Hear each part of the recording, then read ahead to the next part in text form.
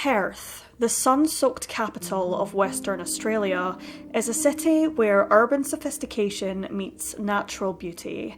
Nestled along the banks of the Swan River and bordered by the Indian Ocean, Perth is known for its laid-back lifestyle, expansive beaches, and a thriving arts and culinary scene.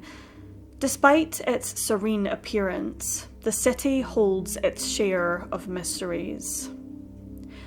On the evening of March 21st, 1980, at around 7 p.m, 13-year-old Sophie Helen Woodman walked away from her home in Perth, Western Australia, alongside a close friend.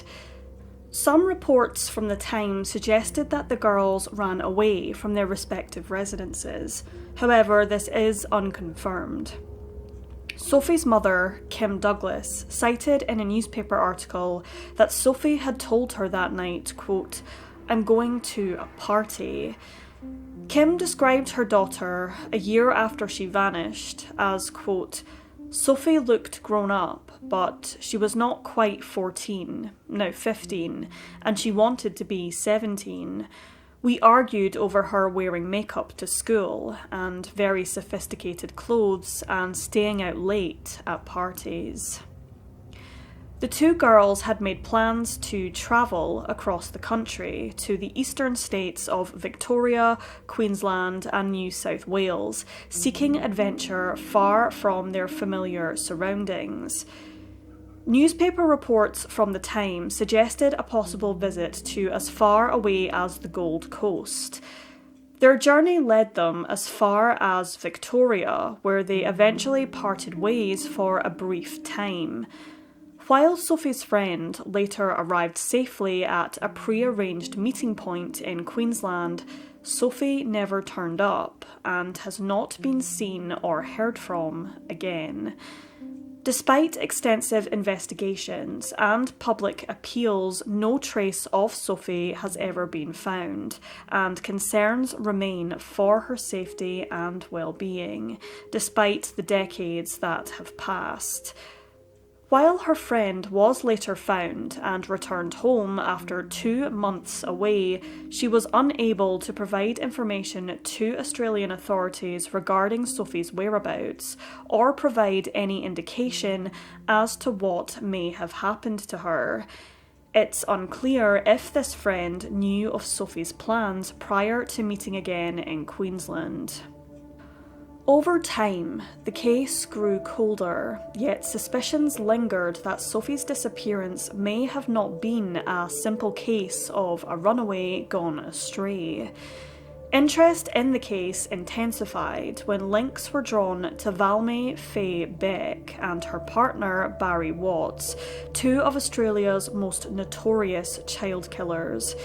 In 1987, Beck and Watts were convicted for the horrific abduction, assault, torture and murder of 12-year-old Maori Australian schoolgirl Shan Kingi during an 8-week crime spree after relocating from Western Australia to Queensland.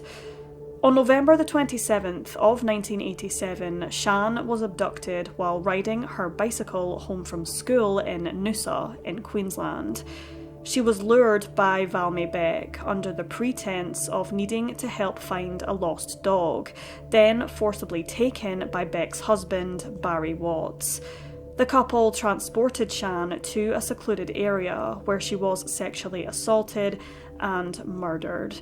Her body was discovered several days later in bushland outside of town.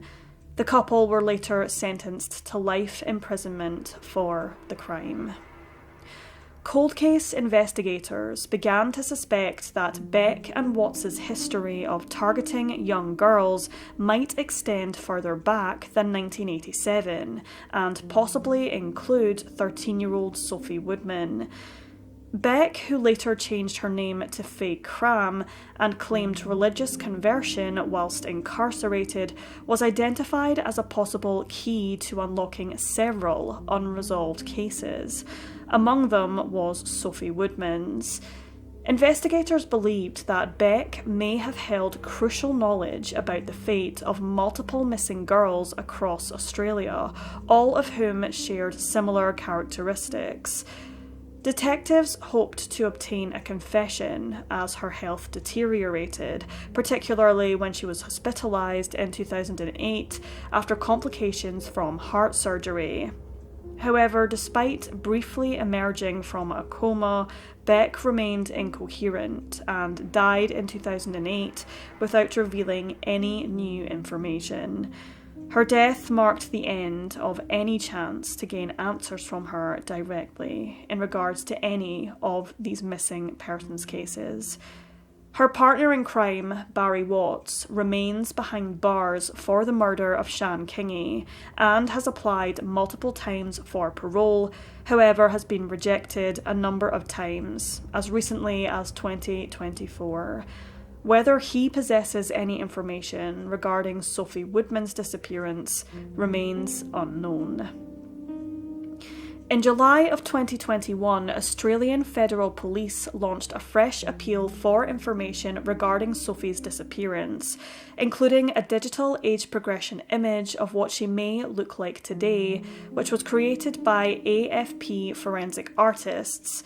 However, it's unclear whether any significant tips or leads were established following this public appeal.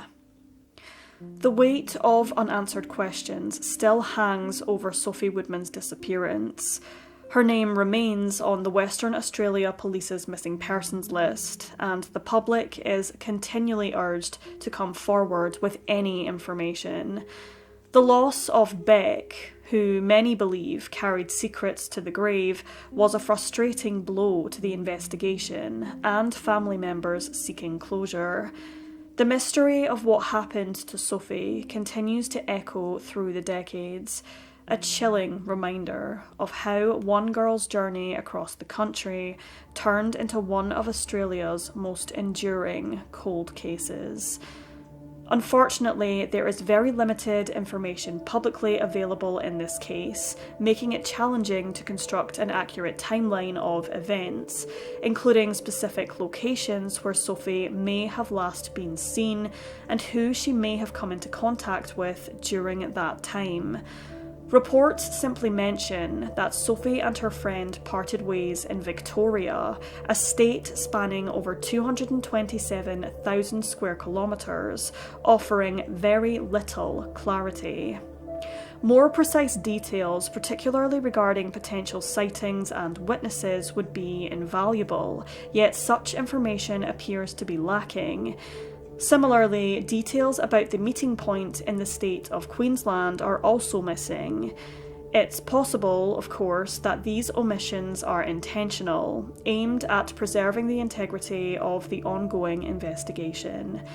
Sadly, the case has long gone cold, and as the years have passed, Western Australian authorities appear to be no closer to bringing Sophie home, or any answers to her remaining family, who continue to hope that someday they will find the truth. Sophie's mother, Kim Douglas, later told the Australian Women's Weekly newspaper in September of 1981, quote, "At first I thought she might turn up any day. I was shattered when a friend pointed out I might not see her for years." She continued, quote, "I hope, we all hope, that somewhere someone will see this story and tell us where Sophie is and if she is all right." At the time of her disappearance, Sophie Woodman was 13, almost 14 years of age. She was described as Caucasian with a fair complexion, standing at 170 centimetres tall, with a slim build, blue eyes and blonde hair, which may have been dyed brown or cut short. According to the Dole Network, the teenager was last seen wearing a pair of jeans, a pink sweatshirt and a black blouse. It's unclear what else Sophie had in her possession at the time, and whether her dentals, DNA or fingerprints are on file for comparison. Despite the fact she was deemed a likely runaway at the time, her case is classified as endangered missing. Sophie may have met with foul play. However, without any evidence to indicate this, it's difficult to ascertain what fate befell the teenager. If alive today, Sophie would be 58 years old.